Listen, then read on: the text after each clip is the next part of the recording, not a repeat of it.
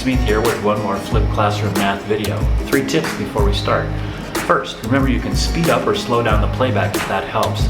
Second, you can pause a video at any point in time and catch up on your notes. Third, you can turn on the captions and watch my words go by on the bottom of your screen. This lesson covers this concept called rearranging formulae. And really what we're doing is we're just changing equations around, changing formulae around to solve for different variables. That's all it really is. And so what you're going to need to do is be nice and sharp with your equation manipulation skills, like dividing through, multiplying through, taking square root of both sides, squaring both sides, things like that. So let's start with some easy ones and work our way through the examples. The kind of instruction you're going to get is like this: make y the subject of. And what that means is solve for y, which is a much more direct way to explain that, but this is how our textbook does it, so it's good for you to know that. So I'm going to go ahead and do this one and then have you do that one. So make y the subject of means solve for y. So my first step here is going to be to subtract 3x from both sides. And I'm going to have 2y equals negative 3x plus 6. Now I just divide through by 2 to get the 2 off the y, and I'm going to get y equals negative 3 over 2x plus 3. So that's this equation rearranged with y as the subject, or solved for y. So now I want you to go ahead and pause the video and do that one. Okay, let's see how you did. So my first step was I added 30x to both sides and I subtracted 3 from both sides. And that moved those terms over to the other side where there's currently 0. So now I have 6y equals 30x minus 3. Now finally, to make y the subject, to solve for y, I just have to divide everything by 6 to get y by itself. 30 divided by 6 is 5x. Negative 3 divided by 6 is negative 1/2. All right, let's do a few more. We're going to do the same thing. This time I'm writing solve for y. This could be make y the subject of. Same difference. So I have y here on the bottom of a fraction. So what we want to do is we want to multiply by y on both sides. And that cancels the y out. And that's going to give me yx equals a. And now I'm going to divide through both sides by x. Divide by x, divide by x. And this gives me y equals a over x. That's an a. So that's solve for y.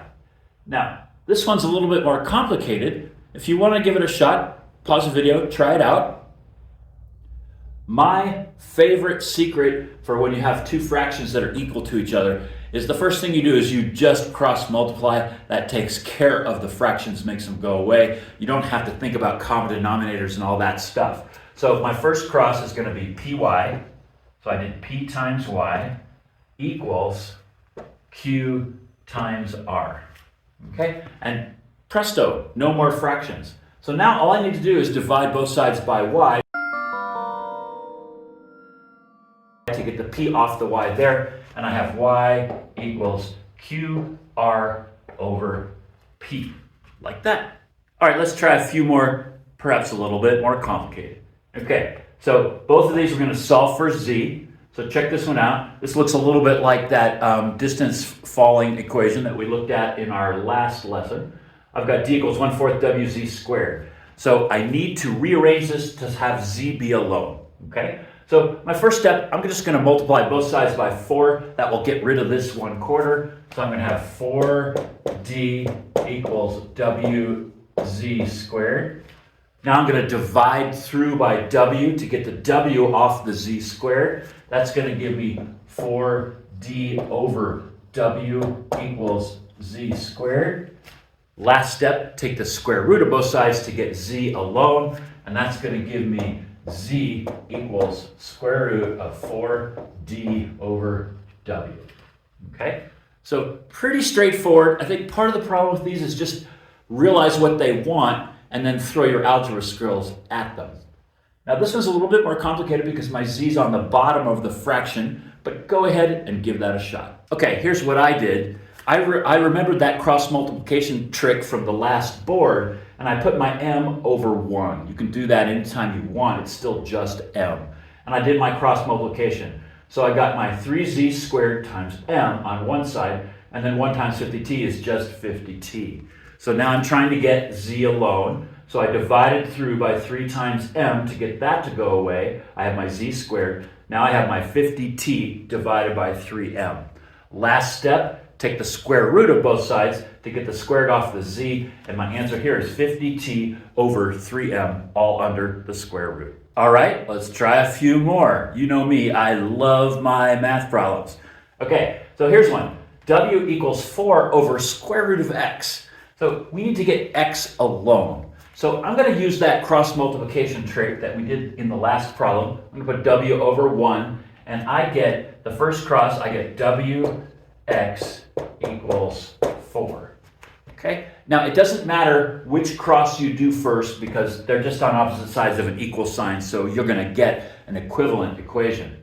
All right, divide through by w to get root x alone, and that's going to give me root x equals 4 over w. Now, what would be my last step? I have root x. I don't have x alone. Okay, if you thought, oh, let's just square both sides, because root x squared becomes x. So this would just be x equals 4 over w squared. And we could simplify that a little bit by going x equals 16 over w squared. And that would probably be your best formula for that one. Okay. Try that one. See what you can do with that. All right, let's see how you did. So I used my cross multiplication trick again, put r over 1. I did my first cross was this way, so I have t equals 2r times root x, 2r times root x. Then I divided through by my 2r to get the root x alone, and I have t over 2r, like so. And then finally, I squared both sides to get the root off the x, and I brought the x term over to this side, because that's usually how we do it. And I have my x equals t over 2r squared. Now this could be simplified just a little bit because I can square my 2. So I'm applying my 2 to the top and the bottom of the fraction, applying my squared. And so I get t squared over 4r squared. And that would be our formula for that one. Couple more. This gets a little tricky here. Here's my equation. ax plus 2 equals x minus 4. And we have the same prompt, make x the subject. So here's the hard part about this, is I have 2 terms with x in them, and one of them has an a in front and the other doesn't. So we can't combine them directly. We're going to have to use factoring to get x alone. So here's how that looks. I'm going to subtract 2 from both sides, and I'm going to subtract my x from both sides. So subtracting my x, I get ax minus x. Subtracting my 2, I get equals negative 6. So now I've arranged my x terms so that they're on one side. And I can't combine them because I don't know how many x's I have here. I have a x's. So I can't do that. It would be nice, but I can't. But I can factor the x out of both of these terms.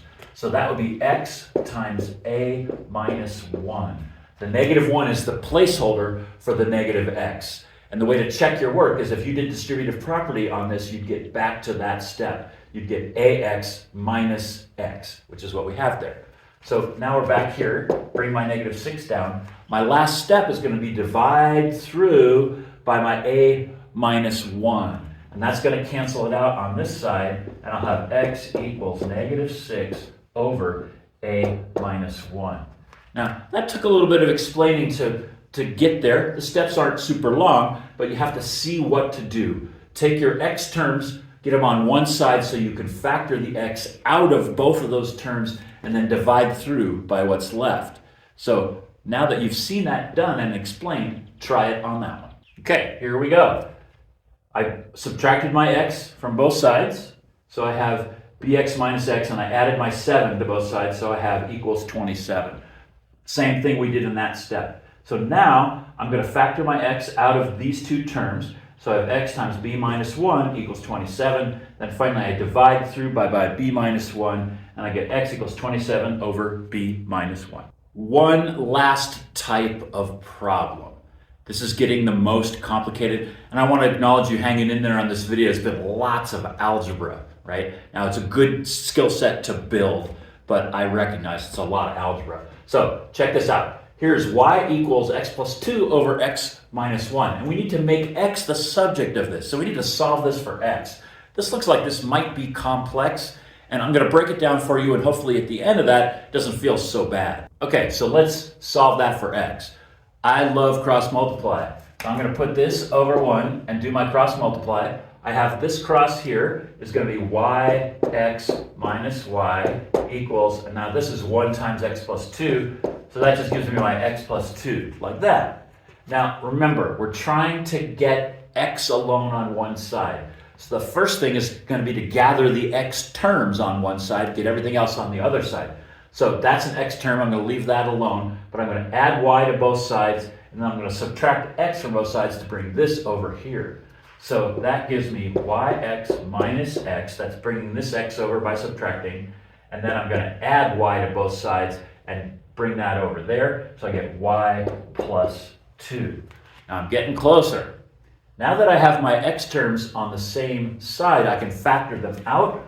I have x times y minus 1 equals y plus 2. That didn't change. So now I have x alone. It's multiplied by the y minus 1, but I can divide through by y minus 1 and get x equals y plus 2 over y minus 1. And that is this function, this equation, with x as the subject. Okay, last one. Now I want you to be bold and persevere. Do that problem. Pause the video, give this your best shot, look at your notes, then come back. All right, let's see how you did. If you didn't pause the video, do that. Give it a try. I know a lot of you just watch the video all the way through without ever trying the examples, and I can see that in class because you get to the very first problems and immediately you're asking for help. And that tells me probably that you didn't practice while watching the video. Okay, so do that. All right, here we go. I did my cross. So I did my y times x plus 4. That gives me xy plus 4y. And then I have over 1, so that just multiplies this by 1, which gives me my 2x plus 1 on that side. Now what I did is I subtracted my 2x to bring it over here, and I subtracted my 4y and brought it over there. The xy stayed and the 1 stayed. So that's my next step.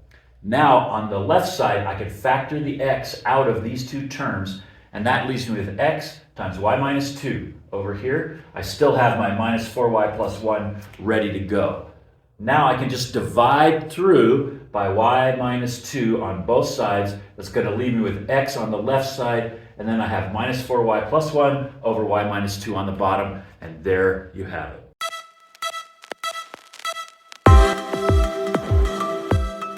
Now that you've watched the video, take a moment to write down any remaining questions so you can be sure you ask them in our next class. You can also watch the video again if you need to deepen your understanding. And if you enjoyed the video, please click like.